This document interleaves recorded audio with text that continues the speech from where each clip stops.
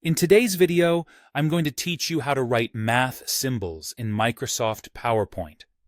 Whether you're crafting a detailed presentation or preparing visual aids for a lesson, inserting mathematical symbols and equations can enhance your content significantly. Let's dive right in. And within the next few minutes, you'll be equipped with the know-how to seamlessly integrate these elements into your slides. First things first, you need to launch PowerPoint on your desktop. Navigate to the PowerPoint icon on your desktop or the Start menu, and open the application with a simple double click. Once you've got PowerPoint up and running, you'll have two main options. You can either open an existing presentation or create a new one.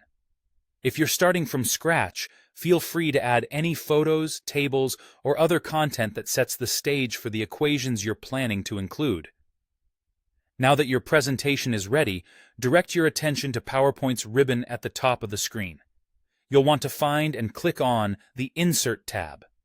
This tab is your gateway to adding all sorts of non-textual elements to your slides, and it's where you'll find what you need for math symbols. In the Symbols group within this Insert tab, you'll notice an option labeled Equation. Go ahead and click on it. This will open a drop-down menu filled with a variety of built-in equations that PowerPoint offers. Choose any one of these pre-formulated equations if it fits your presentation needs. It's a quick and effortless way to get standard equations onto your slide. For more customization or specificity in your equations, take a look at the Structures menu. This is where you can add templates for math components like fractions, exponents, integrals, and other common structures. It's a fantastic tool for building complex mathematical expressions in just a few clicks. In addition to structured equations, you might need specific mathematical symbols. To access these, head over to the Symbols menu within the Equation tab.